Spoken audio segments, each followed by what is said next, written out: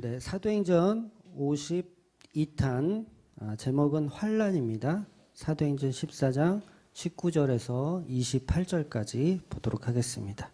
사도행전 14장 19절에서 28절입니다. 다 같이 한 목소리로 읽겠습니다. 시작. 유대인들이 안디옥과 이고니온에서 와서 무리를 충동하니 그들이 돌로 바울을 쳐서 죽은 줄로 알고 시오로 끌어내치니라.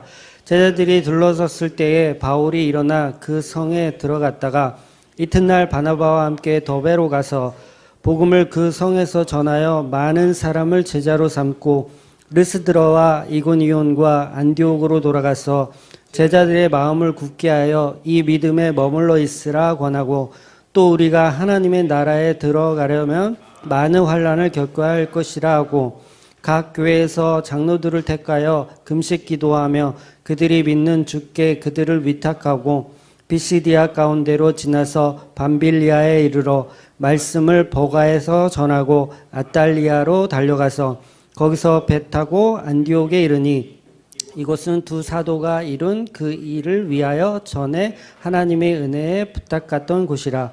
그들이 이르러 교회를 모아 하나님이 함께 하신 모든 일과 이방인들에게 믿음의 문을 여신 것을 보고하고 제자들과 함께 오래 있으니라. 아멘. 신약과 구약은 그 말라기와 마태복음으로 갈라지는 것이 아니고 십자가를 중심으로 신약과 구약이 갈라지는 것이라고 제가 전에도 몇 번 말씀드렸습니다. 그래서 십자가에서 예수님께서 다 이루었다의 다 이루심이 이제 신약의 시작인 거예요. 신약의 시작은 예수님께서 십자가에 달려서 다 이루었다. 이때부터가 이제 신약의 시작인 겁니다. 그래서 십자가 이전을 모두 구약이라고 하는 거예요. 그리고 십자가 이후를 신약이라고 합니다. 그래서 구약으로는 십자가가 없기 때문에 구원이 없어요. 십자가 없는 구약은 구원이 없습니다. 그래서 구약의 마지막 책인 이 말라기 끝에 보면 구약은 당연히 구원이 없기 때문에 구약 성경의 마지막 책인 말라기 끝에 보면 저주의 내용으로 끝나요. 그냥 구약의 모든 내용들을 그냥 저주로 끝내버리는 게 구약 성경이에요. 그러니까 내용이 엘리야를 다시 보낼 건데 이제 앞으로 엘리야를 다시 보낼 건데 그래도 너희가 돌이키지 않으면 전부 죽여버리겠다. 그 내용으로 이런 저주의 내용으로 말라기가 끝이 나요. 그래서 구약은 모든 인간에게는 구원이 없음을 이야기하는 거예요.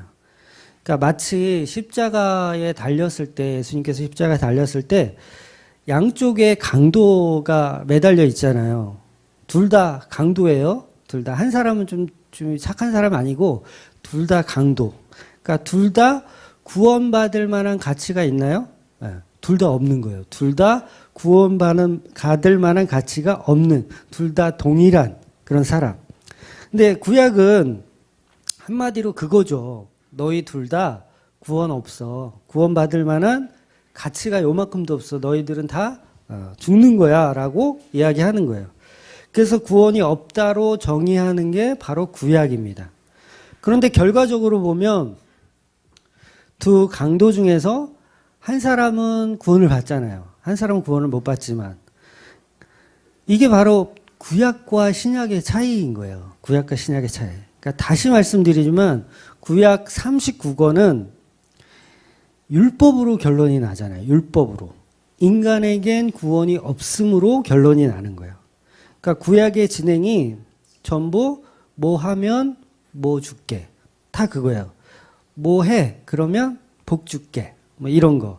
이런 방향성으로 기록되어 있는 게 구약 성경들이라는 거예요. 그런데 인간은 한 명도 뭐 하면 뭐를 해낼 수 있는 사람이 있어요, 없어요? 네, 없어요. 그거 못한다는 것을 증언해 주는 게 구약 성서라는 거죠.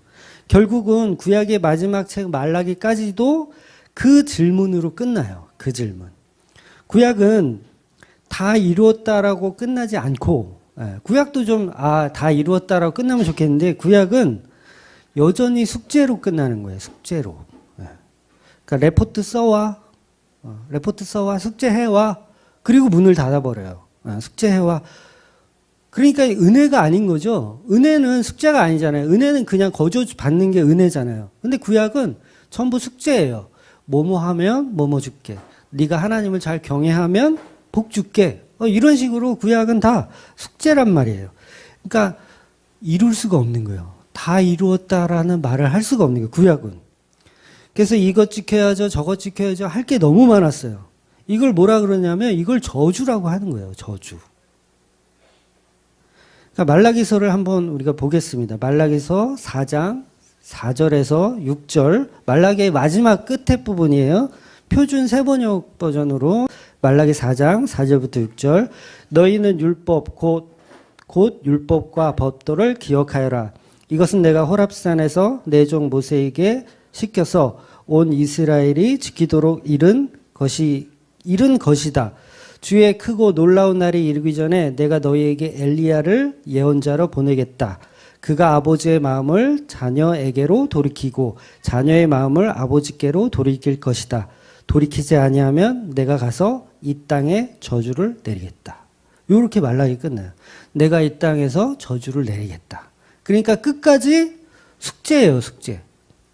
내가 엘리야를 보낼 건데 그 엘리야의 말을 잘 듣고 따르면 복을 주고 안 그러면 어떻게 되는 거예요? 다 저주를 내리겠다라고 구약이 그렇게 마무리되는 거예요. 결국 구약은 전부 뭐 하면 뭐 줄게로 끝나는 거예요. 그래서 결국 인간은 할 수가 없는 거죠. 할 수가 없는 걸로 끝나는 거예요. 그러니까 완성되지 못한 상태로 구약이 막을 내려버리는 거예요. 그러니까 구약 성경만 보면서 열심히 우리가 지켜야지 하고 있으면 그걸 율법주의자라고 하는 거예요. 율법주의자. 그래서 바리새인들을 비롯한 유대인들 다 율법주의자라고 하는 거예요. 그래서 구약은 계속해서 못한다. 너희들 이렇게 하라고 했는데 못한다. 그 말을 계속 하고 있는 거예요. 근데 인간들은 613가지의 그 율법적인 신조를 만들어가지고 그것을 지키려고 노력을 막 하는 거예요. 그걸 율법주의자로 하는 겁니다. 그러니까 지금의 교회들도 자꾸 보면 뭔가를 지켜내려고 자꾸 지령을 줘요. 지령. 교회에서도 목사가 이 교인들한테 계속 지령을 줘요. 뭘 해라 그러면서. 뭐 예를 들어서 주일 성수를 꼭 지켜라. 뭐 코로나 바이러스가 오더라도 주일은 생명까지 지켜야 된다. 뭐 그런 거. 뭐 11조를 떼먹으면 큰일 난다. 그거는 어떻게 해서든지 빚을 내서라도 11조는 꼭 내야 된다. 라는 식으로 절기들을 만들어서 그것을 지키려고 하는 게 다 뭐냐면 그게 율법주의의 영향을 받고 있는 거예요. 아직 구약 안에 머물러 있는 거예요. 구약 안에 머물러. 근데 진짜 기독교는 뭐뭐 하면 뭐 줄게라는 숙제가 아니라는 거죠. 오히려 예수님은 수고하고 무거운 짐진 자들아 다 내게로 오라. 그렇게 말씀하신다고. 오히려 숙제가 벗어지는 게 복음인데 우리는 여전히 숙제할 것을 찾는단 말이죠. 성경 보면서 그거 찾는 거예요. 숙제할 거 뭐 있나? 그렇게 해서 찾아낸 게 613가지의 율법이란 말이에요. 이거 다 지키면 우리 복 주신대, 하나님이 복 주신대 라고 생각하는 거죠. 그래서 이스라엘 백성한테 하나님께서 십계명을 딱 줬더니 우리 인간들은 결국 그 십계명을 못 지켜내고 그냥 우상 숭배하면서 황금 송아지를 만드는 거예요. 그러니까 구약은 못한다로 결론 나는 거예요. 못한다. 아브라함, 이삭, 야곱, 요셉 전부 구약 성경이 율법 못 지키는 자로 범죄자로만 폭로를 시켜요. 모든 성경의 인물들이 그래요. 사사기뿐만 아니라 사사기 보세요. 뭐 대단한 사람 있나요? 뭐 하나님 말씀 잘 들은 사람 거의 찾아보기 힘들어요. 다윗, 물론 조금 낫지만 역시 죄를 폭로시키죠. 하나님이 밧세바하고 범죄한 그거 완전 살인 청부까지 살인까지 했던 다윗을 폭로해내요.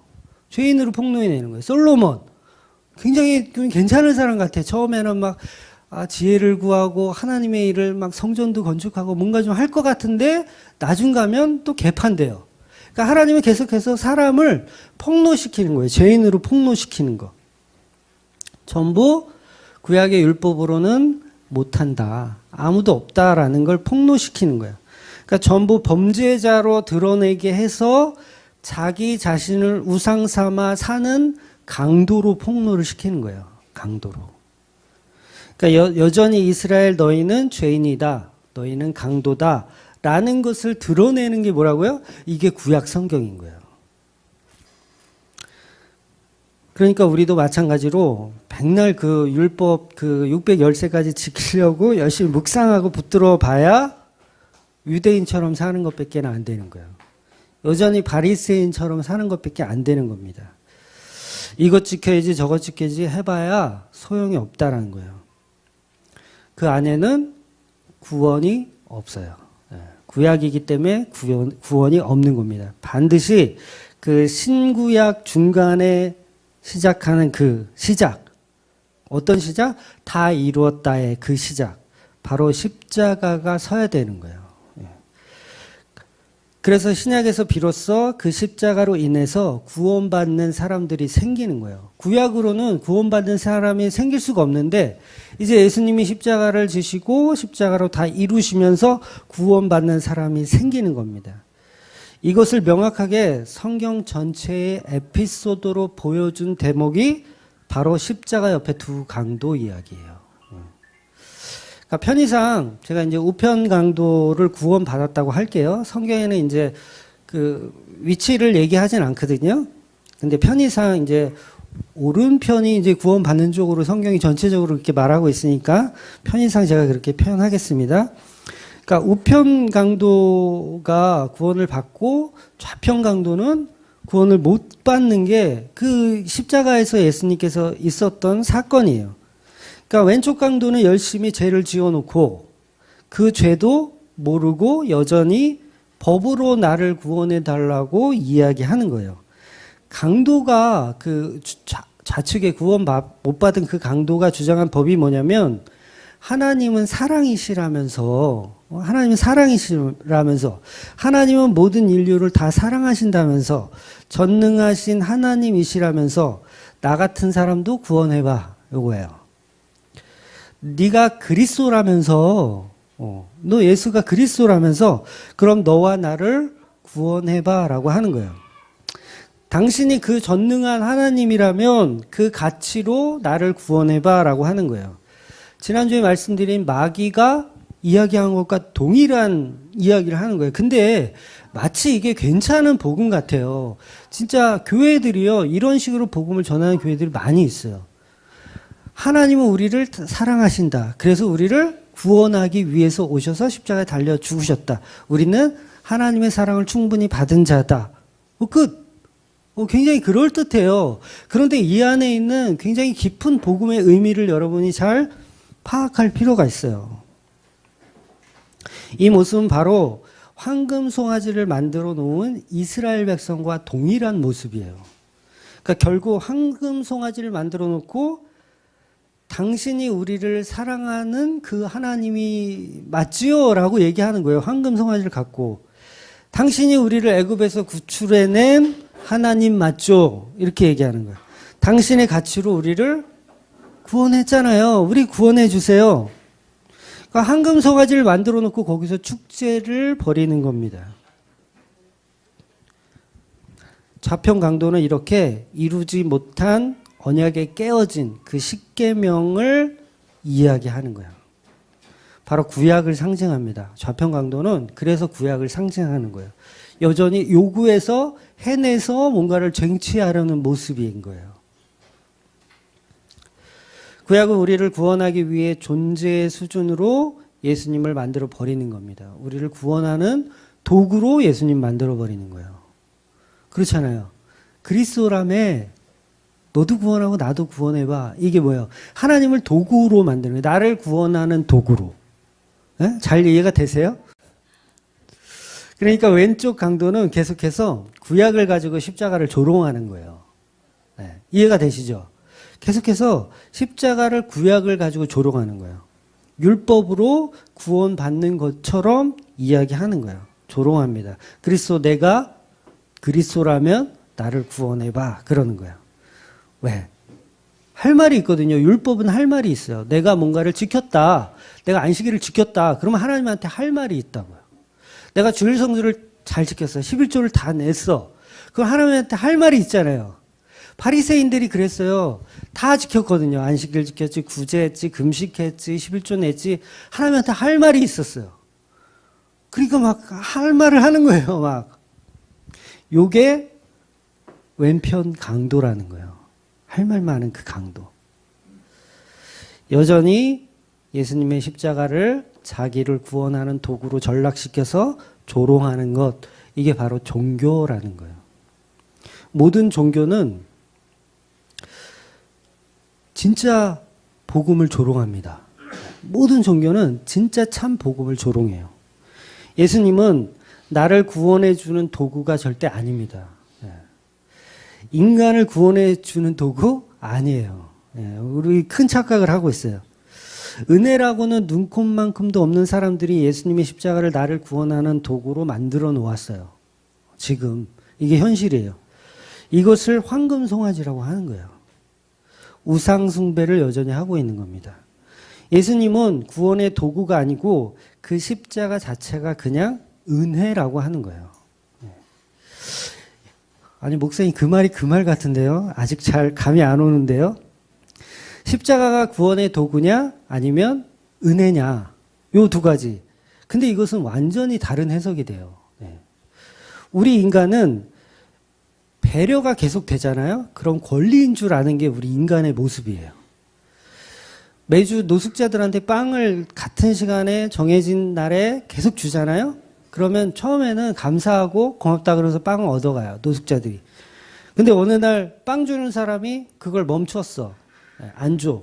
그럼 어떻게 하는지 알아요? 노숙자들이 따져요. 왜 오늘은 빵 안 주냐고. 근데 은혜로 알았다는 사람들은 처음부터 끝까지 은혜로 여겼던 사람들은 빵을 안 주면 어떻게 해요? 괜찮아요. 그건 당연한 거라고 생각해요. 근데 우리의 뼛속까지 배려가 권리가 된 사람들은 왜 빵 안 주냐고 오늘은 왜 빵 안 주냐고 이렇게 따진단 말이에요. 요게 하나님을 도구화시킨 사람인지 하나님을 은혜로 여기고 있는 사람인지의 차이인 거예요. 그러니까 십자가를 예수 그리스도의 십자가를 나를 구원하는 도구로 생각한 사람들은 왜 빵 안 주냐고 따지는 거고 여전히 그 십자가를 은혜라고 생각하는 사람들은 따질 수가 없는 거예요. 따질 수가 없는 거. 비슷한 것 같지만 완전히 다른 해석이 되는 거예요. 그러니까 성도는 바로 그 사람이라는 거죠. 그 사람. 은혜를 입은 사람은 따질 수가 없는 거예요. 그게 세리의 모습이잖아요. 바리새인과 세리가 기도할 때 그 세리의 모습인 거예요. 근데 우리 기독교들은 구원의 수준을 전부 나를 구원하는 도구로 삼아서 신앙생활을 하고 있는 거예요. 그래서 기독교는 적용할 것이 없는 그냥 그대로가 십자가의 은혜가 그냥 아름다운 거예요. 그냥 십자가의 은혜가 그냥 아름다운 거예요. 그냥 있는 그대로 예수 그리스도의 십자가가 그냥 은혜이고 그 자체로 굿뉴스이고 그 자체로 그냥 즐거운 거예요. 그러니까 뭐 적용할 게 없어요. 1도 없어요. 적용할 게. 구원은 티켓 발부가 아닙니다. 우리 뭐 구원 열차 타려면 티켓 발부 받아야 되는 걸로 생각하는데 입장권 배부 자체가 아니에요. 입장권 배부는 전부 은혜를 도구로 만드는 겁니다. 구원은 입장권 배부가 아니고 그냥 은혜입니다. 그런데 많은 사람들은 그 은혜를 모르고 입장권 획득에 열을 올려요. 그걸 율법 지킴이라고 하는 거예요. 그러니까 내가 구원을 받을 가치가 있으니까 나를 구원해 보라고 하는 겁니다. 이게 바로 좌편 강도의 모습이에요. 우리가 교회를 다니면서 전부 이런 접근 방식으로 구원을 말하고 교회를 다녀요. 나는 열심히 율법 지켰으니까 주일 성수했고 코로나 바이러스에도 교회 나와서 목숨 걸고 예배했고 11조 했고 열심히 하나님 뜻에 따랐으니 하나님 당신은 나의 정성을 봐서라도 나를 구원시켜야 된다. 이게 구원 못 받는 왼쪽 강도라고요. 근데 구원을 받은 우편 강도는 율법이 아니고 은혜를 상징합니다. 은혜를. 우리는 죄인이다 라는 얘기를 우편 강도가 하잖아요. 야, 너도 죄인이고 나도 죄인이야. 어디서 그런 얘기를 해. 우리가 무슨 염치로 이 죽음의 고통, 이 십자가에서 지금 찢겨 있는 이 죽음의 고통을 피하니 우리는 이거 피할 만한 가치도 없는 존재예요. 우린 죄인이니까 우리가 감당해야 할 고통이 맞아 라고 얘기한 게 우편 강도란 말이에요. 우린 당연한 거야. 십자가에 달려서 고통받아서 죽는 게. 자기가 죄인이라는 걸 철저히 알아요. 우편 강도는. 오히려 우편 강도가 좌편 강도를 꾸중합니다. 꾸중해요, 오히려. 우리가 행한 일에 상당한 보응을 받는 것이 당연한 것이다라고 오히려 꾸중을 해요. 나는 하나님께 그 어떤 율법으로 나의 가치 챙기기를 못하는 거예요. 우편 강도는 나의 가치 챙기기를 못하는 거야. 나는 십자가에 고통받으며 죽어 마땅한 자다라고 고백하는 거예요. 그러면서 은혜를 말하는 겁니다. 그러면서 당신 나라가 임하실 때 나를 기억해 주소서라고 얘기하는 거예요. 염치도 없이 십자가 은혜를 붙드는 거예요. 그냥 십자가 은혜를 붙드는 거예요. 은혜가 뭐예요? 아무 가치도 없는데 거저 받는 걸 은혜라고 하잖아요. 의로운 일을 한 게 아무것도 없이 그저 죄인일 뿐인데 그 은혜 잡기를 한다고요. 우편 강도는. 이게 바로 신약이 담고 있는 십자가 은혜를 말하는 거예요. 신약이 담고 있는 십자가 은혜. 아무것도 안 해도 십자가 은혜로 다 이루었다가 되는 거예요. 그래서 그 표현으로 우편 강도를 구원시키는 거예요. 십자가 상에서. 신약과 구약을 뭐예요? 이제 중간에 딱 이 십자가의 테마가 신약과 구약을 가름하는 그 모습을 보여주고 있는 거예요. 그래서 구약과 신약은 반드시 십자가를 중심으로 서로 바라보는 겁니다. 구약은 구원 없음, 좌편 강도. 그래서 십자가가 필요함, 이게 구약이에요. 구약까지예요. 그러니까 십자가가 필요하니 십자가가 섰어요. 그래서 그 십자가 섰더니 우편 강도가 구원을 받는 거예요. 은혜를 말하는 거죠. 신약은 이제 은혜가 열리기 시작하였다라는 스타트로 우편 강도가 일바로 구원을 받는 거예요. 그래서 구약의 모든 사람들은 다윗도 모세도 전부 십자가를 통해서 구원을 받는 거예요. 전부. 그러니까 구약의 모든 사람들은 구원이 없기 때문에 예수 그리스도의 십자가를 통해서 구원을 받는 겁니다. 어떤 목사님들은 구약은 예수님 오시기 전이니까 그때는 제사 드려서 번제해서 뭐 화목제로 드려서 이렇게 구원받는다고 하는데 아닙니다. 그건 문자적인 해석이고요. 전부 십자가로 구원받는 거예요. 구약의 사람들까지도 전부 예수 그리스도의 십자가로 구원받는 겁니다. 소대가리 양대가리 아무리 갖다가 제사를 드려도 목을 비틀어 봐야 구원이 될 수가 없어요. 오직 구원은 예수 그리스도의 십자가로만 가능합니다. 모든 구약의 제사는 십자가를 설명하기 위한 그림자들인 거예요. 그게 본질로 적용되어서 구원을 주지 못한다고요. 그러니까 신구약 모두 예수 십자가에 흘리신 그 피로만 구원을 받는 겁니다. 그래서 신구약 십자가 중심에 딱 십자가가 서 있는 거예요. 예수님의 십자가를 중심으로 신약의 저와 여러분은 물론이거니와 구약의 모든 모세, 다윗 다 구원하시는 거예요. 그래서 행함이냐 믿음이냐 전부 십자가로 흡수 통일되는 거예요. 행함이냐 믿음이냐. 구약은 행함, 신약은 믿음. 행함과 믿음이 십자가로 흡수 통일되는 거예요. 이게 무슨 말이냐면 행함과 믿음은 결국 같은 거라는 거예요. 같은 말이라는 거예요. 그러니까 행함과 믿음은 절대 혼자일 수 없어요.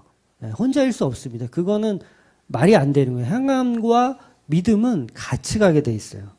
그러니까 믿음이 있는 사람은 행함이 저절로 따라오게 돼 있고요. 그래서 이게 이게 분리시킬 수가 없는 거예요. 구약과 신약을 분리할 수 없는 것처럼 십자가로 다 흡수되는 거예요. 십자가로. 그러니까 거꾸로 다시 말씀드리면 행함이 믿음을 자랑하지 못해요. 나는 행함이 많으니까 믿음 정은 아니야. 이렇게 자랑하지 못하고 또 믿음이 행함을 자랑하지도 못해요.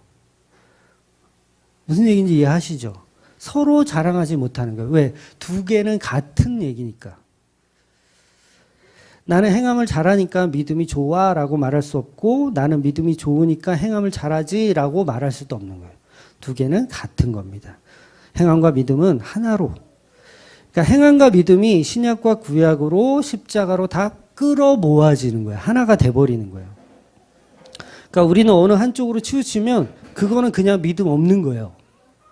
나는 믿음이 없이 행함만 막 해. 그럼 그걸 믿음 없다고 하고요. 나는 행함을 하나도 안 하는데 나는 잘 믿어, 예수.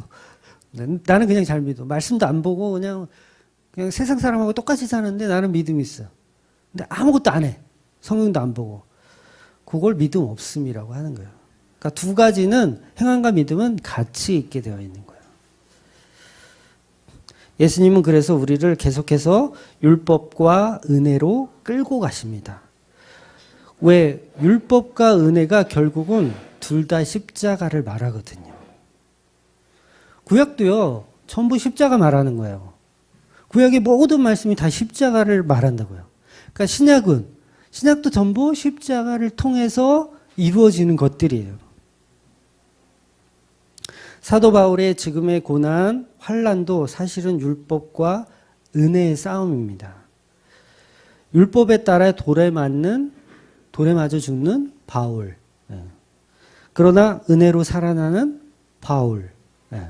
오늘 본문이에요, 이게. 그런데 바울은 은혜로 살아나서 또 그 복음을 전파하러 또 가요. 이거 뭐예요? 이것도 율법이 지키는 거예요. 행함이에요. 그러니까 믿음과 행함이 바울 안에서 계속 발동되는 거예요. 그러니까 믿음이 중요하냐, 행함이 중요하냐, 이거는 말이 안 되는 거예요. 바울은 계속 두 가지를 계속 보여주거든요. 믿음도 보여주고 행함도 보여주고. 결국 같이 공존하는 거예요. 믿음과 행함은. 그래서 제가 설교할 때도 죄에 대하여, 심판에 대하여, 은혜에 대하여 이 세 가지만 계속 말하는 겁니다. 성경은 전부 율법과 십자가와 그 다음에 은혜 아니면 심판. 다시요. 성경은 전부 율법과 십자가와 은혜 아니면 심판. 요 세 가지를 말해요. 그러니까 지옥은 율법과 십자가와 심판이고 천국은 율법과 십자가와 은혜예요.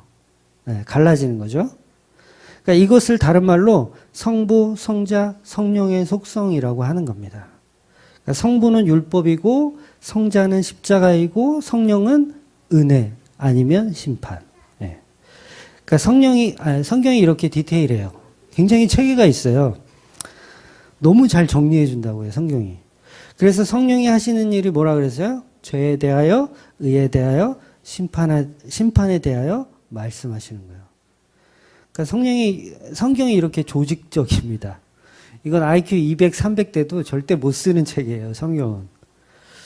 그러니까 오늘 제가 환난에 대해서, 고난에 대해서 설명을 드리려고 서론으로 말씀드린 것인데, 바로 성도의 모든 중심은 십자가 중심으로, 십자가와 율법과 은혜가 삼각형을 이루는 겁니다. 성부, 성자, 성령처럼. 그러니까 불신자는 십자가와 율법과 심판의 삼각형을 이루고 그 모습을 제가 말씀드린 십자가에서 좌편강도, 우편강도를 연결해서 생각하시면 그게 삼각형 모양이 되는 거예요. 그러니까 바울이 오늘 돌에 맞아서 거반 죽어요. 네, 바울이 오늘 돌에 맞아서 거반 죽어요.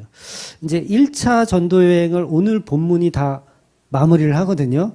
내용은 짧은데 이게 지금 이제 1차 전도 여행 끝에 가서 마지막 집 갔다가 다시 돌아오는 내용이에요.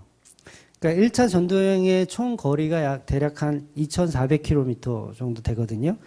그러니까 자동차도 없던 시절에 좋은 길도 없었을 테고 가는 곳마다 강도나 산적이나 막 있었을 텐데, 우글거렸을 텐데, 하나님의 목적에 의해서 바울과 바나바가 1차 전도 여행을 마무리를 합니다. 그러니까 지난주 오늘 본문에서 바울이 루스드라에서 복음을 전하는데 바울과 바나바가 안진뱅이를 고쳐주었더니 사람들이 그 모습을 보고 바나바와 바울을 신이 사람의 형상으로 왔다.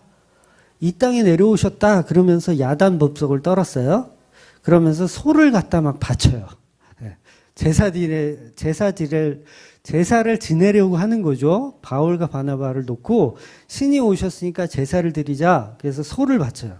그 꽃다발을 막 만들어가지고 막 주는 거예요. 그렇게 난리법석을 치니까 바울과 바나바가 이건 오해라 그러면서 막 옷을 찢고 이건 아니라고 막 부정을 하죠. 사이비 교주가 될 뻔했어요. 바울과 바나바가.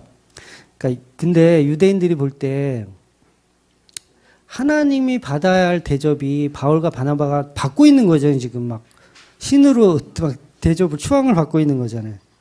그럼 어떤 마음이 들까요? 당연히 죽이고 싶은 거예요. 완전히 신성모독인 거죠.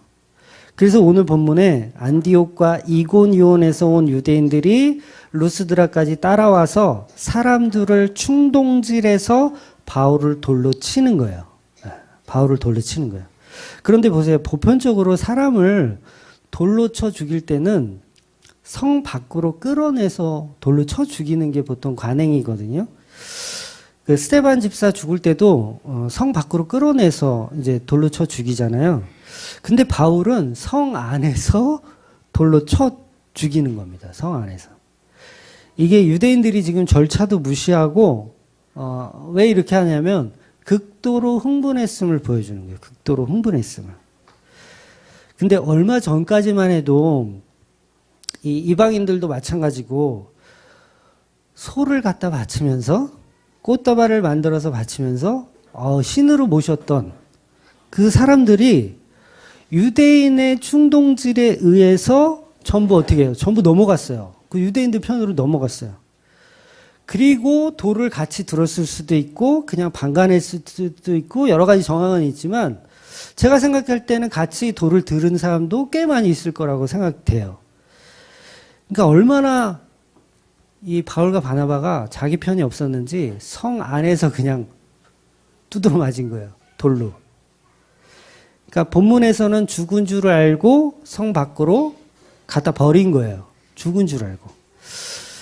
이거는 진짜 죽은 줄 안 거예요. 그냥 죽은 척 해가지고 한 게 아니라 진짜 정확한 정황을 알 수 없지만 제가 봤을 땐 죽은 거예요. 이건. 죽었어요. 그러니까 기절한 사람하고 죽은 사람하고 구분 못할 거예요. 과연? 저는 구분할 거라고 봐요. 죽었어요. 바울은. 죽어서 아무튼 돌에 맞아서 죽었다고 판단하여 성 밖으로 갖다 버렸어요.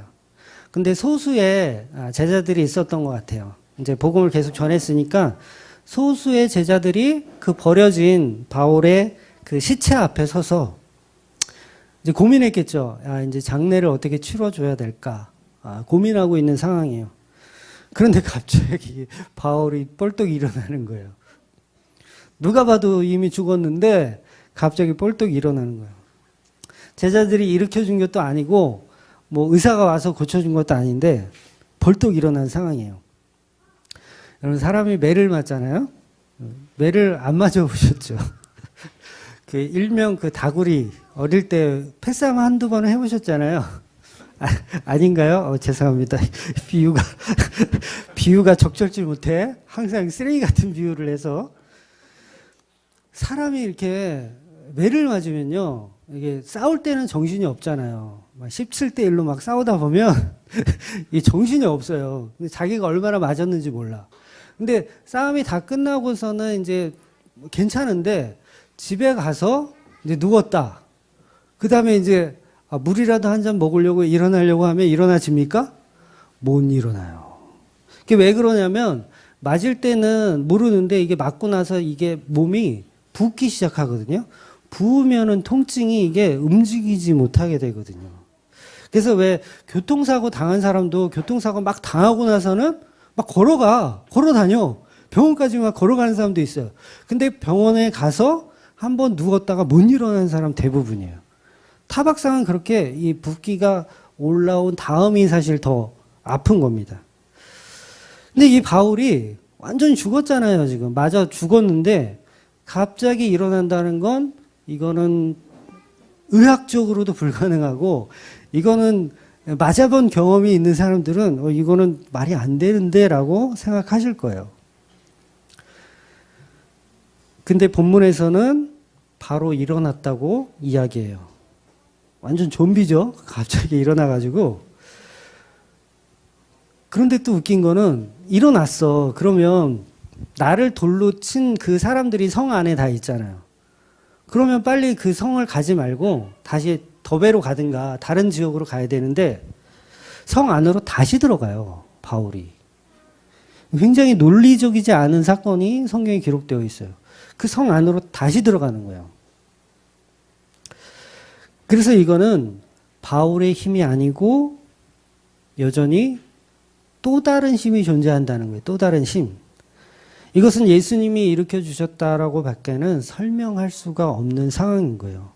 그러니까 한마디로 예수님이 바울에게 힘이 생기게 해주신 거예요. 마치 죽은 자를 살리신 그 예수님의 모습으로 바울을 살려내신 거죠. 바울이 힘으로 일어났다면 당연히 루스드라를 떠나야 됩니다. 그리고 더베로 가는 게 맞아요. 근데 바울은 그 성 안으로 들어가요. 살아있는 거 걸리면 어떻게 할까요? 그 사람들이 또 맞아요. 또 도배 또 맞아야지 뭐. 근데 바울이 팔팔하다는 거예요. 안 아프다는 거예요. 바울이 안 아프다는 거예요. 보란 듯이 그 성으로 들어가서 하루를 쉬고 그 이튿날 일어나야 돼요? 못 일어나야 돼요? 그 이튿날 못 일어나요. 그렇게 처맞고 어떻게 일어나요? 못 일어나는 게 정상인데 그 다음날 바로 떠나요. 한 일주일은 누워있어야 정상인데 바로 떠납니다. 바로 다음날 더베로 떠나요. 그러니까 외과 수술을 해보신 경험이 있으신지 모르겠는데 어디 이렇게 찢어지거나 하면 사실 이게 이렇게 뭐 이렇게 꼬매고 할 때는 뭐 다 주사 맞고 마취 주사 맞고 하니까 괜찮은데 수술할 때 아픈 게 아니라 이제 수술하고 나서 몇 시간 후가 사실은 더 아프잖아요. 근데 그 통증이 장난 아닐 때도 불구하고 바울은 그 다음날 그냥 일어나서 떠나는 거예요. 더베로. 그것도 가까운 거리도 아니고 한 50km 정도 될 거예요. 정확히 모르겠지만 그 정도 되는 거리를 여행을 또 시작을 하는 거예요. 그러니까 더베라는 이 장소는 1차 전도 여행의 마지막 코스예요. 마지막 유턴하는 코스. 이제 쭉 올라가서 꺾어져서 마지막으로 갔다가 이제 유턴하는 마을입니다. 그래서 더베를 들려서 그 다음에 이제 원래 이제 있던 그 수리 안디옥으로 가는 게 아니라 역순으로 가요. 역순. 그동안 왔던 곳을 다시 다 들려서 돌아오는 거예요. 그러니까 그렇게 이제 갔던 곳을 다시 간다는 건 굉장히 위험한 지금 일이잖아요. 다 자기 미워하고 자기 다 죽이려고 하는데 그 사람들을 다시 찾아가는 거예요. 근데 이유가 뭐냐면 교회들을 견고하게 세우고 장로들을 세우고 복음을 정확히 이해시키기 위해서 또 들린다는 거예요. 그리고 아탈리아까지 마지막 마을까지 전하고 그제서야 배를 타고 수리아 안디옥으로 이제 돌아오는 사건이 오늘 본문의 내용이에요. 근데 몸도 안 좋으니까 만약에 몸이 진짜 안 좋았다면 이제 지도를 보시면 아시겠지만 그 더베라는 마을에서 수리아 안디옥까지는 멀지 않아요. 그렇게 멀지 않습니다. 그러니까 산맥 트로스 산맥이라는 그 산맥 하나만 넘으면 바로 갈 수가 있거든요. 그래서 거기서 뭐 육로로 가든가 아니면 육지로 가든가 하면 얼마든지 더 빨리 돌아갈 수 있는데 몸도 성치 않은 그 상황에서 몸이 중요한 게 아니라 저는 정신적인 스트레스가 더 셌을 것 같아요. 누가 여러분들에게 가는 동네마다 돌을 던진다고 생각해 보세요. 이 정신적인 스트레스. 아마 바울이 그 사단의 가시가 있었다고 하는데 많은 사람들은 간질로 이렇게 해석을 하는데 제가 봤을 때는 이 스트레스로 인한 공황장애가 발동하지 않았나 생각이 또 들어요. 아무튼 스트레스가 심했을 텐데 자기가 원하는 길로 가지 않더라는 거죠. 그리고 더 중요한 것은 그 산맥 하나만 넘으면 거기가 어디냐면 다소예요. 다소. 다소가 어디예요? 바울의 고향이에요.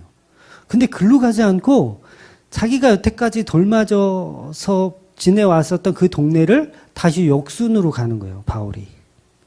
이거는 완전히 비상식적인 행동이에요.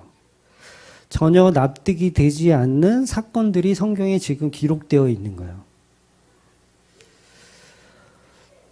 전도 여행이 끝났으면 이제 수리아 안디옥으로 베이스 캠프로 돌아가는 것이 맞는데 바울은 역순으로 다시 그 무서운 곳에 돌아간다는 겁니다. 자기들을 돌로 쳤던 사람들이 있는 곳에 다시 가서 복음을 견고히 하더라는 거예요. 바울과 바나바가 왜 다시 돌아갈까? 복수하려고 하는 건 아니겠죠? 설마 복수하려는 건 아니고 복음을 전하러 가는 거예요. 교회를 견고히 세우기 위해서. 그런데 그 견고히 세우기 위한 설교의 내용이 또 뭐냐면 그게 중요하잖아요. 왜 다시 돌아가냐? 무슨 얘기를 해줄 게 있는데 그게 중요한 거잖아요. 근데 그게 오늘 본문에서 보니까 뭐라고 얘기하냐면 환난과 고난을 잘 견디라는 설교를 하기 위해서 내가 다시 돌아간다라고 바울이 고백하는 거예요. 정말 놀랍지 않나요, 이게? 저만 놀라운가요? 이건 바울이 미친 거예요.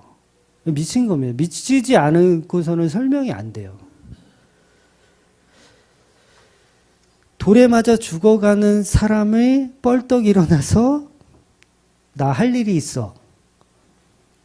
다른 사람들한테 고난을 잘 견디라고 설교를 더 해야겠어. 그러는 거예요. 그리고 죽음의 그 마을로 다시 터벅터벅 걸어 들어가는 거예요. 그러니까 여전히 바울 안에는 바울이 없어요. 이건 그냥 예수에 장악되어서 예수에 정복되어서 예수에 미쳐 있는 거예요.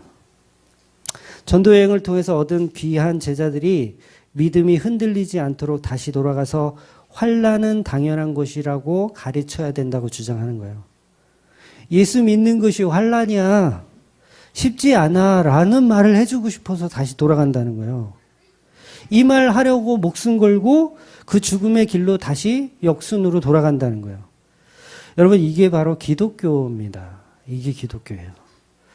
바울은 예수 믿으면 만사형통, 소원성취 이런 말을 단 한 번도 하지 않았어요. 그렇잖아요. 죽음을 무릅쓰고 돌아가서 하고 싶은 얘기가 소원성취나 만사형통이나 그런 얘기를 하고 싶지 않았다고요. 오히려 고난이 당연한 것이니 잘 견디라는 이야기를 하고 싶어가지고 목숨 걸고 전도 여행을 마무리하고 있는 거예요. 보통 종교를 갖기 시작하는 사람은요, 어떤 이유에서든지 기복적인 걸로 시작하는 사람들이 대부분이에요. 사는데 자꾸 뭐만 하면 안 돼. 호주 가서 대박을 치려고 했는데 고생만 직달을 하고 2년 동안 있으려고 했는데 2달밖에 못 있고 고생만 하고 오고. 야, 나는 이렇게 재수가 없냐. 응? 그러면 누가 옆에서 그러는 거지. 그러지 말고 절에 가서 한번 불공을 한번 드려봐. 부처님께 불공 드리면 이게 소원성취도 되고 좋더라. 그러면 그런 얘기 딱 듣고 믿음이 없던 사람이, 종교가 없던 사람이 그런가? 나도 한번 그럼 불공 한번 드려볼까? 라고 시작해서 절에 다니는 사람이 대부분인 거예요. 그럼 교회는 좀 다른가요? 네, 교회도 똑같아요. 전도 방식은 다 도찐 개찐이에요. 야, 너 이렇게 일 안 풀리고 그러면 새벽 기도 한번 가서 기도 한번 해봐. 우리 목사님 굉장히 용하시거든? 한번 맨날 그렇게 힘들게 하지 말고 한번 기도 한번 해봐. 성경에 보면 한나라는 여자가 있는데 그 여자가 하나님께 기도해서 아들도 얻었거든. 너도 좀 이렇게 신앙을 한번 가져봐. 우리 교회 나와서 이렇게 신앙생활 한번 해봐. 이러면서 신앙생활 시작하는 사람이 대부분이에요. 우리에게 닥쳐오는 환난과 고난을 피하기 위해서 시작하는 게 종교라는 거예요. 이게 잘 이해가 되셔야 돼요. 그러니까 우리가 신앙생활을 하면서 여전히 그 처음에 교회 나왔었던 그 시절의 그 모습을 하고 있는 걸 그걸 뭐라 그러냐면 갓난아기로 태어나서 아직도 성장을 안 한 거예요. 태어난 지는 20년, 30년이 됐는데 아직도 갓 태어난 애기인 거예요. 아직도 거기에 머물러 있으면. 우리에게 닥쳐오는 환난과 고난을 피하기 위해 종교라는 것을 만들어서 우리의 힘으로 세상을 이기자. 이게 다 종교고 그 안에는 구원이 없다라는 거예요. 그런데 오늘 바울의 이야기는 전혀 반대의 이야기를 하고 있다는 거죠. 환난과 고난을 피하려고 예수님을 의지하는 것이 아니고 오히려 환난은 고난은 그것은 당연한 것이라고 가르칩니다. 즉 사람들이 전부 바울이 죽었다는 소문을 다 들을 거 아니에요. 지금 제자들 몇몇만 알지 유대인들이나 이방인들은 다 바울이 죽은 걸로 알고 있어요. 바울이 죽은 거. 그리고 바울이 전도 여행을 이제 역순으로 가지 않고 그냥 베이스 캠프로 돌아가면 어떤 소문이 나겠어요? 바울이 죽었다. 돌에 맞아 죽었다. 이렇게 끝나는 거예요. 그러니까 바울이 그냥 예수님 열심히 전하다가 죽었다. 결국은 예수 믿는 것들은 객사한다. 예수 믿어봐야 소용없다. 그럼 전혀 뭐예요? 양육이 될 수가 없잖아요. 그래서 바울이 다시 돌아가는 거예요. 정말 중요한 복음을 전하기 위해서. 이제까지는 전도를 하면서 왔던 게 여전히 부족한 거예요. 뭔가 마지막 메시지가 필요해. 그 메시지가 바로 고난이라는 거예요. 환난이라는 거예요. 힘도 없고 능력도 없는 엉터리 신이구나 라고 사람들이 생각할 것을 방지하기 위해서 바울이 다시 돌아가는 겁니다.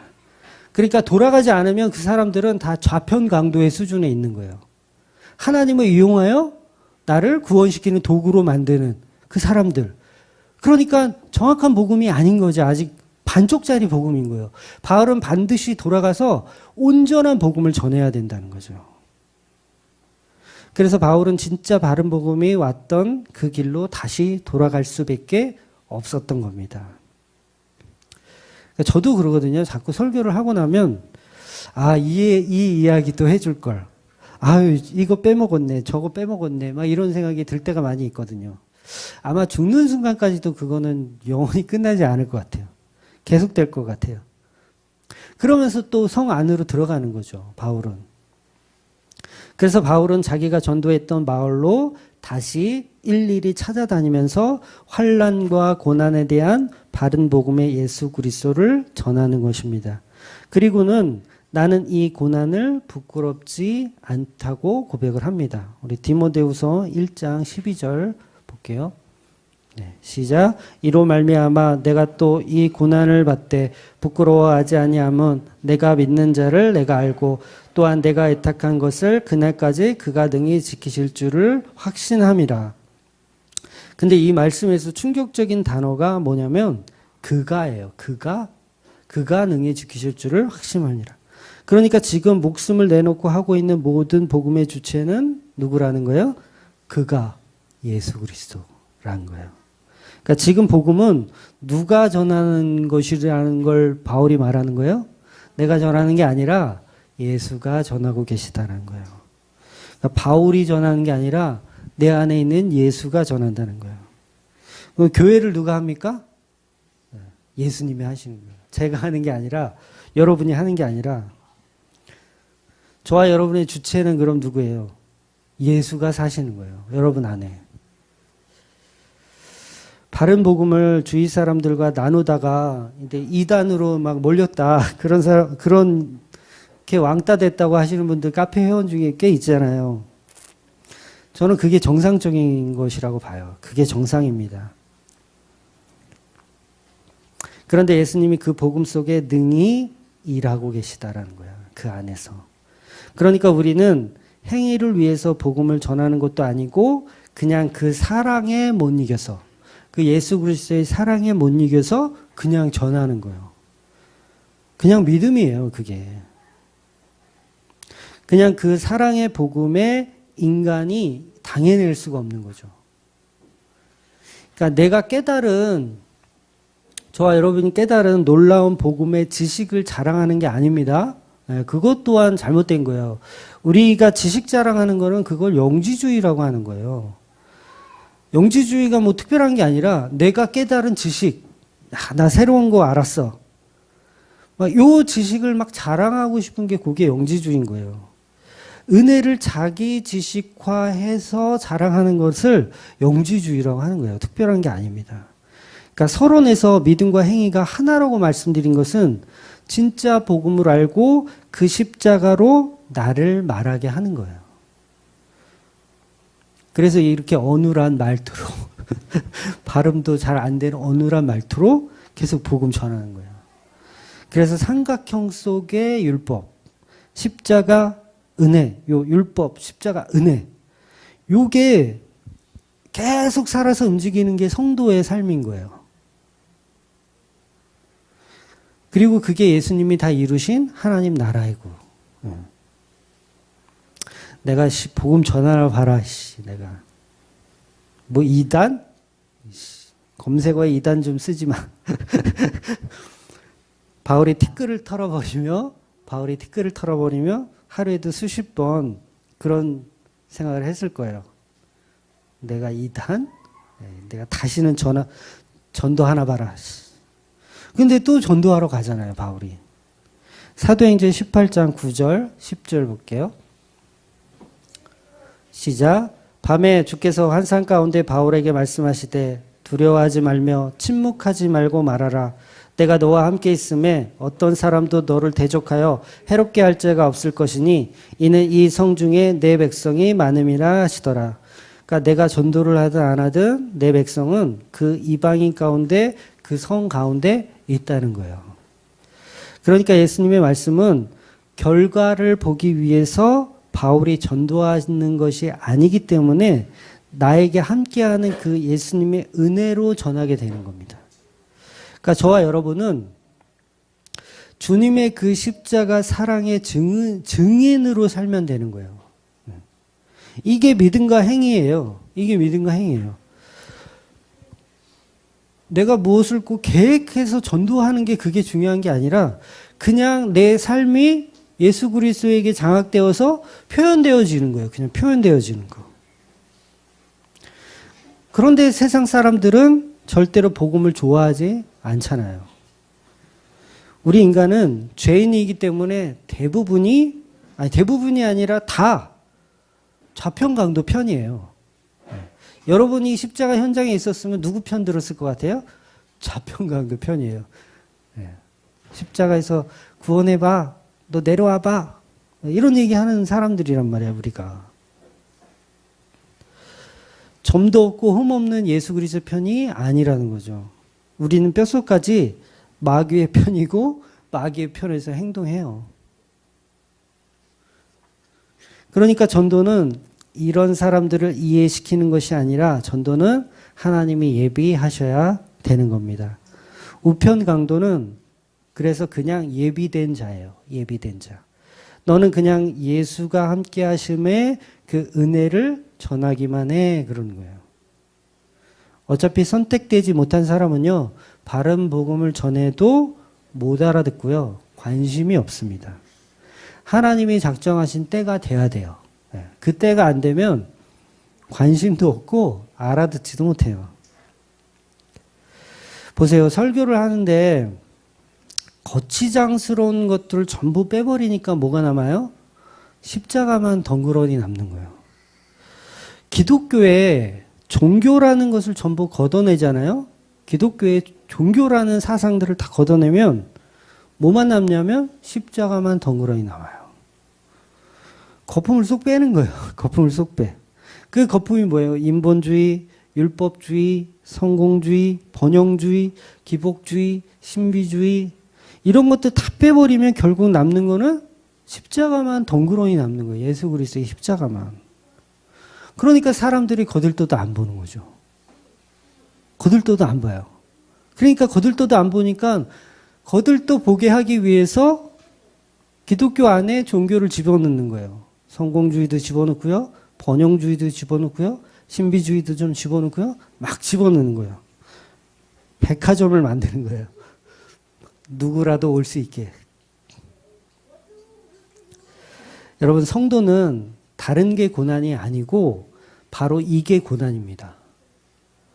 십자가만 남기고 다 비워내는 것, 이게 고난이에요. 코로나 바이러스, 이게 고난이 아니고요. 십자가만 남기고 다 걷어내는 거, 그게 고난이에요. 왜? 그렇게 되면 십자가만 남으면 왜? 조롱을 받거든요. 그리스도라며 너 구원해봐 이런 조롱만 남거든요. 그러니까 세상으로부터 철저히 왕따가 되기 때문에 고난인 거예요. 복음을 거들떠보지 않는 사람들과 사는 것, 이게 성도에게는 고난이에요. 네. 저는 정말 마음이 아픈 게 이제 인터넷 성도님들이 다닐 교회 없다고, 제가 그 마음을 너무도 잘 알고, 근데 어쩔 수가 없어요. 좁은 길이기 때문에 어쩔 수가 없어요. 찾기가 힘들어요. 예. 좁은 길. 사람들은 종교라고 포장된 좀 괜찮은 길을 가고 싶어 하지, 십자가라는 좁은 길, 울퉁불퉁한 길, 아무도 가지 않으려는 길을 가고 싶어 하지 않는다는 거죠. 성도들만 그것을 알고 그 좁은 길을 가는 사람들입니다. 그래서 세상으로부터 격리가 되는 게 맞아요. 세상으로부터 왕따를 당하는 거예요. 마치 코로나 바이러스 걸린 사람처럼 왕따를 당하는 거예요. 막 이렇게 막 흘끔흘끔 쳐다보게 되고. 그래서 전도는 인간이 하는 것이 아니고 디모데후서의 말씀처럼 그가, 예수 그리스도가 하는 겁니다. 그러니까 오늘 본문의 내러티브는 오랜만에 쓰는 단어예요. 내러티브. 그래서 오늘 본문의 내러티브는 사도행전 14장 전체가 바로 이 땅에 오셔서 많은 사람을 섬기시고 치료하시고 오병이어를 주시고 십자가에 죽으시고 부활하신 예수님의 모습을 그대로 바울을 통해서 재현하고 있는 거예요. 네. 그러니까 서론에서 말씀드린 대로 구약의 말씀뿐만 아니고 모든 신약의 말씀도 이 삼각형 모양으로 전부 십자가를 품고 있어요. 그러니까 오늘 본문도 바울을 통해서 전개되는 전부 예수 그리스도의 십자가 이야기를 말하고 있어요. 그러니까 예수님이 사람들에게 오셔서 병자를 막 고쳐주세요. 그렇죠? 바울도 루스드라에서 안전뱅이를 고쳐줬어요. 예수님도 병자를 막 고쳐줬어요. 오병이어의 기적을 막 베풀었어요. 사람들이 어떻게 하냐면 예수님을 왕으로 모시려고 했어요. 왕으로 모시. 막 그러면서 따랐어요.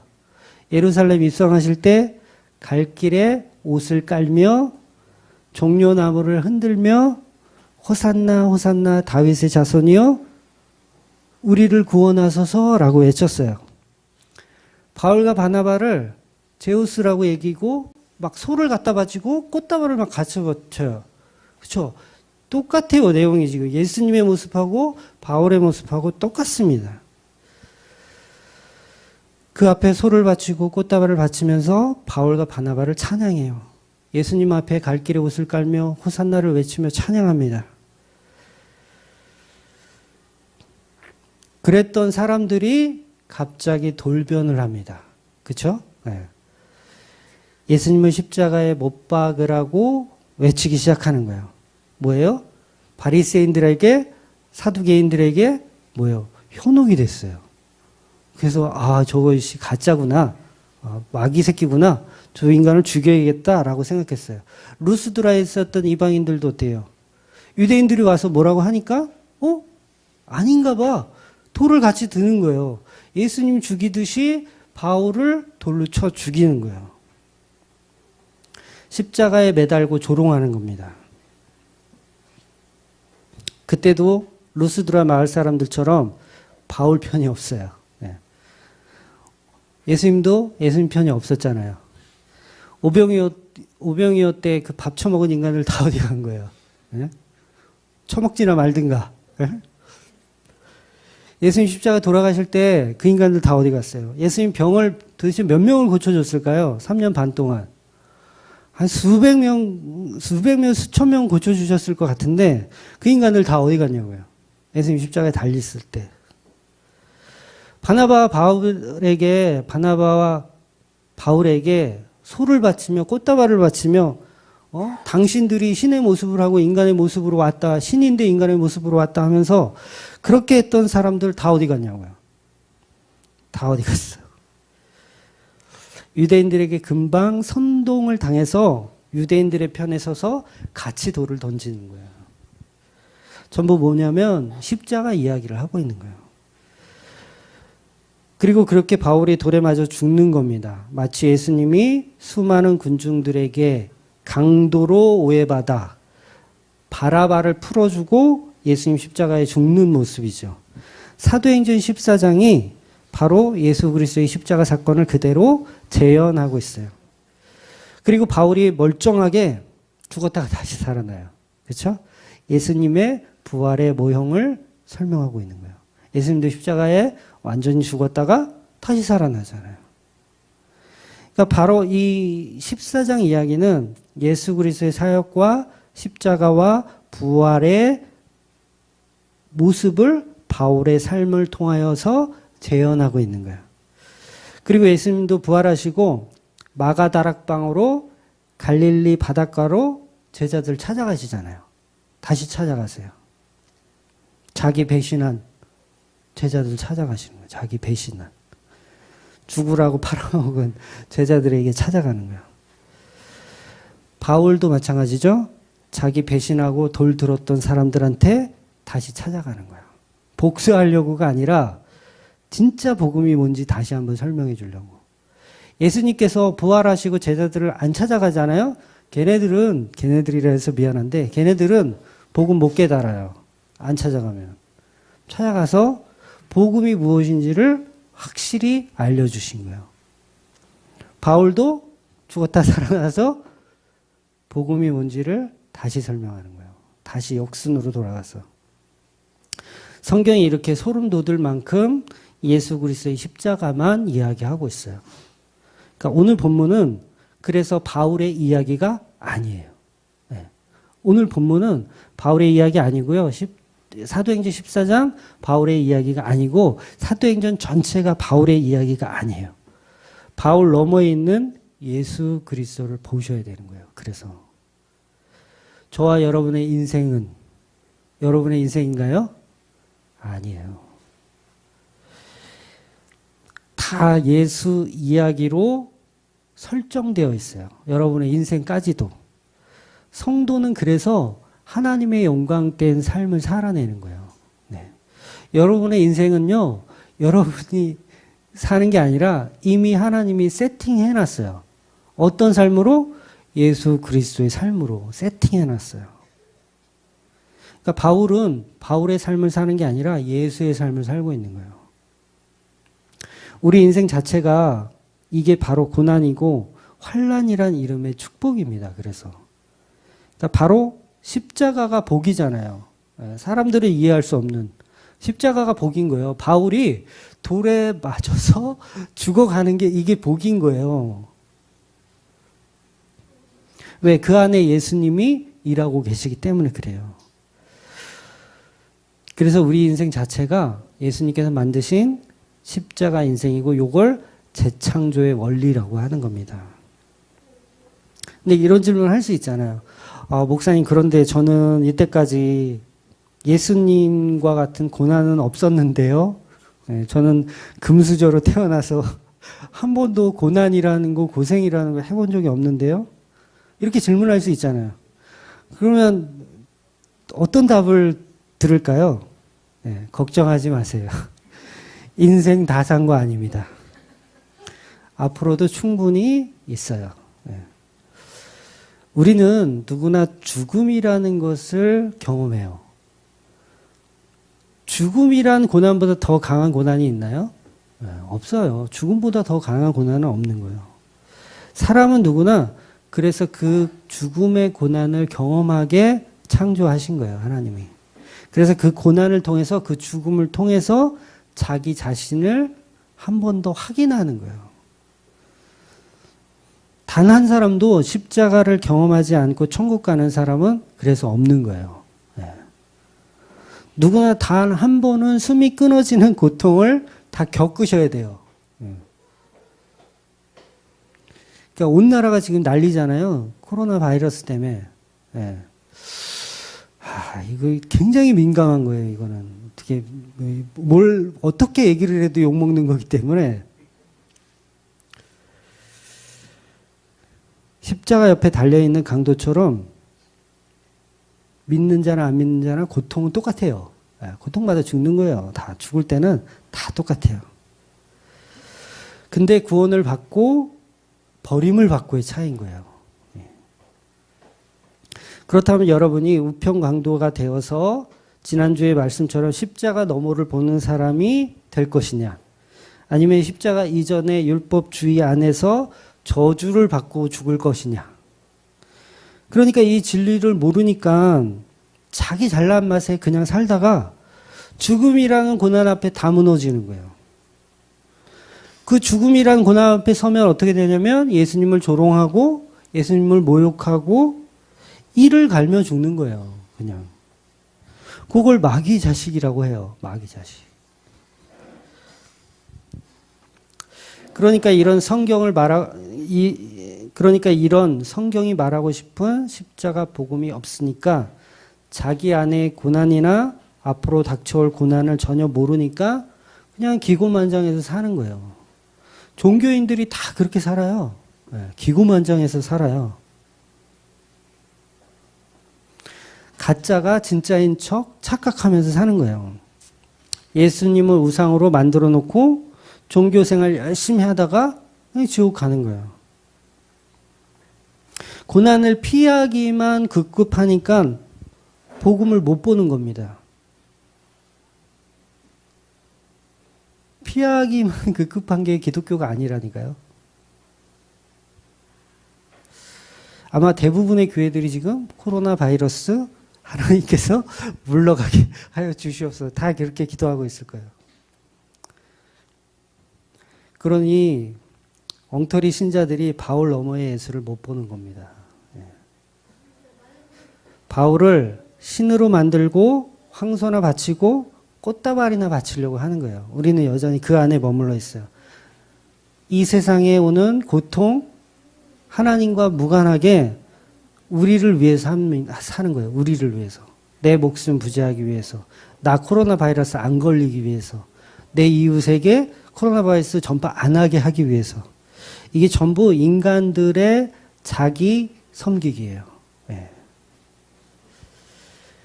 하나님이 목적되어 있지 않아요. 예수 그리스도가 목적되어 있지 않아요. 그러니까 목사들을 교인들이 신으로 만들어서 신이 된 목사들 많잖아요. 네. 그 목사들한테 탈탈 털리는 거예요, 그냥. 그러니까 목사들한테는 너무 많은 사랑을 주지 마세요.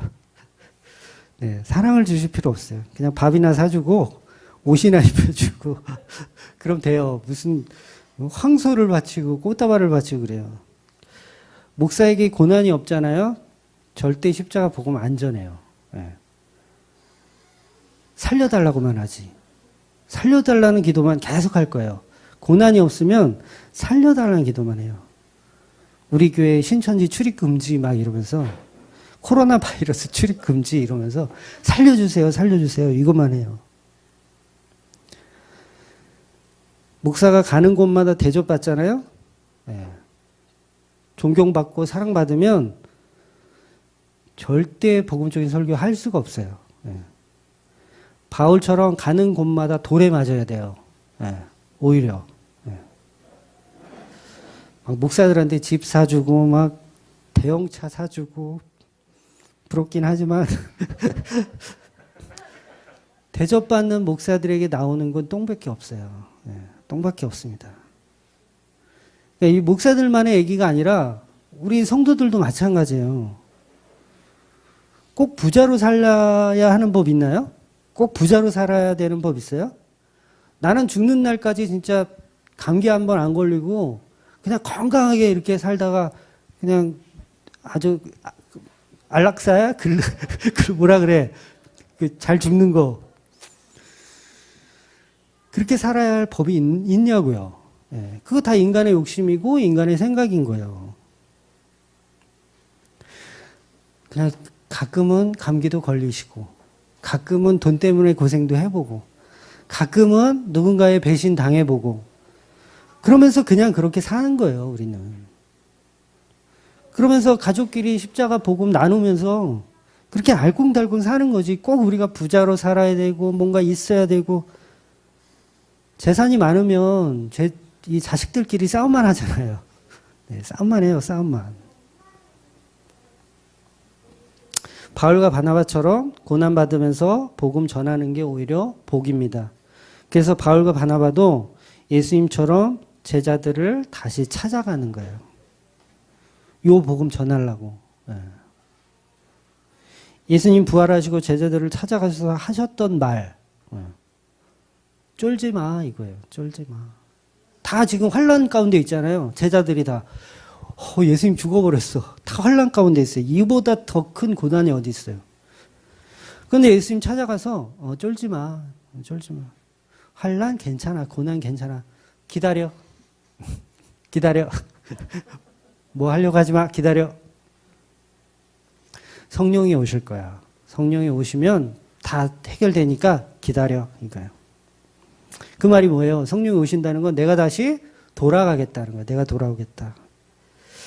그래서 이야기가 오늘의 이 본문의 이야기도 오늘 1차 전도여행 마무리가 바로 그 내용을 담고 있는 거예요.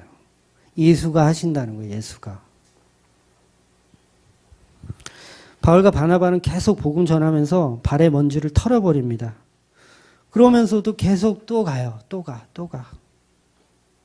이것은 인간이 하는 것이 아니라는 거예요. 인간은 절대 복음 전하지 못해요. 인간은 절대 복음 못 전합니다. 그래서 성도는 인간이 아니에요. 저와 여러분은 인간이 아니고 십자가로 재창조된 교회예요. 그걸 성도라고 하고 예수 그리스도의 신부라고 하는 거예요. 그래서 성도는 복음을 이해하고 나눌 수 있는 겁니다. 이게 진짜 행복이에요, 여러분. 그 행복을 누리며 사는 게 하나님 나라 사는 거예요.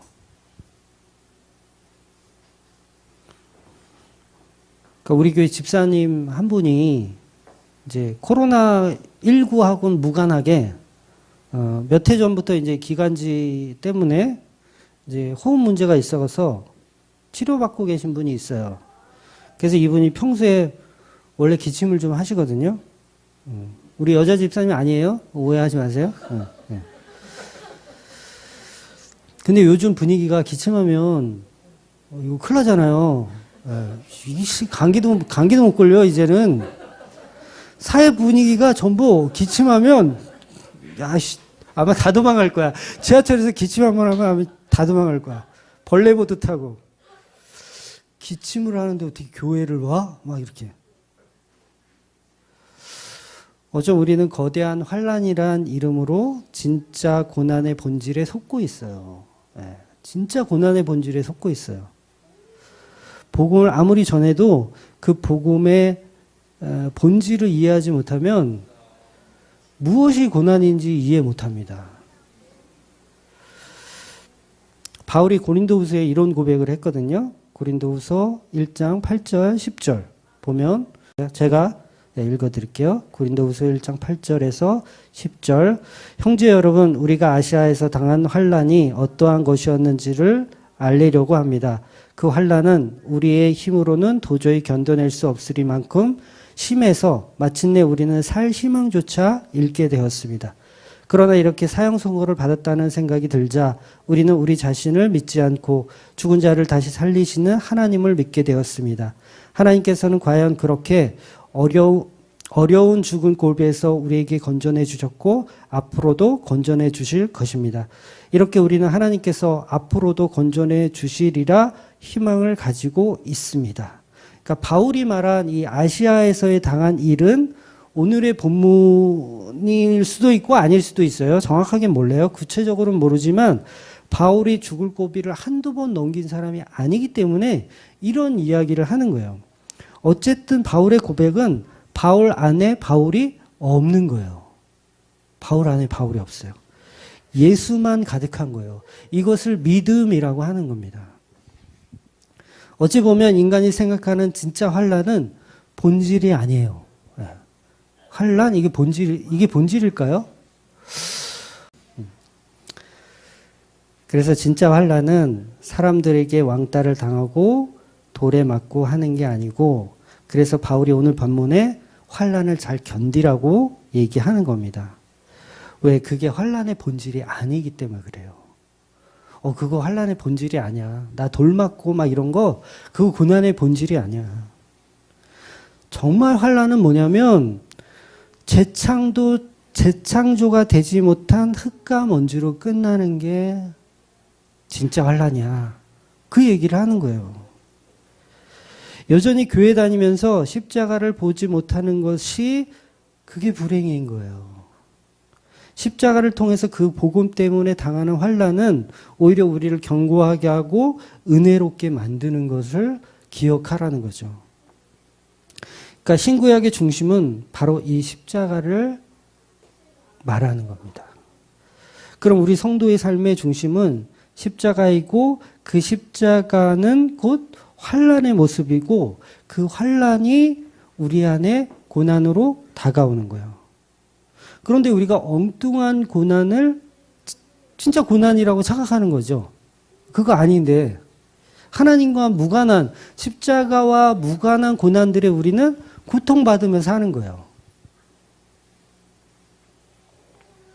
그래서 진짜 환난이 뭔지, 진짜 고난이 무엇인지를 바로 아실 필요가 있습니다.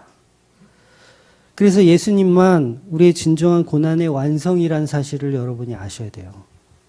이 땅에 사는 거, 건강한 거, 돈 많은 거, 그거 하나도 중요한 게 아니에요.